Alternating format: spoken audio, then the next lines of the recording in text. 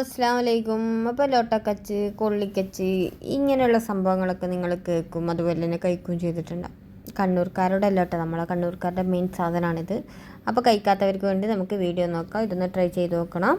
ആദ്യം തന്നെ പുളി പിഴിഞ്ഞ വെള്ളത്തിലേക്ക് 1 ടേബിൾ സ്പൂൺ മുളക് പൊടി ഇട്ട് നന്നായിട്ട് കട്ടയില്ലാതെ ഇളക്കിയെടുത്തതിന് ശേഷം നന്നായി മിക്സ് ചെയ്തതിന് ശേഷം ഇതിലേക്ക് പൊടിയായി അരിഞ്ഞ പച്ചമുളകും അതുപോലെ തന്നെ നന്നായി ചതച്ചെടുത്താണ്.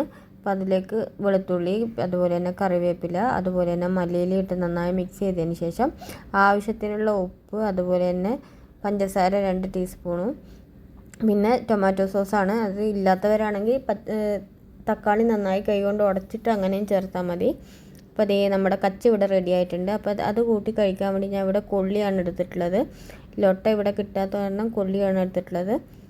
അപ്പോൾ അതൊരു പാത്രത്തിലിട്ടതിന് ശേഷം അതിൻ്റെ മുകളിലേക്ക് നമ്മൾ തയ്യാറാക്കി വെച്ച കച്ച് കുറച്ചായിട്ട് ഒഴിച്ചു കൊടുത്തിട്ട് നന്നായിട്ടൊന്ന് മിക്സ് ചെയ്തെടുക്കുക. ഇത് പൈനാപ്പിളിൻ്റെ കൂടെ അതുപോലെ തന്നെ മുറുക്ക് ഇതിൻ്റെയൊക്കെ കൂടെ കഴിക്കാവുന്നതാണ്. അപ്പോൾ ഇതുവരെ ആരും ട്രൈ ചെയ്ത് നോക്കാത്തവരുണ്ടെങ്കിൽ ട്രൈ ചെയ്ത് നോക്കുക. ഇഷ്ടമായ ലൈക്ക് ചെയ്യുക, ഷെയർ ചെയ്യുക, സബ്സ്ക്രൈബ് ചെയ്യുക. താങ്ക്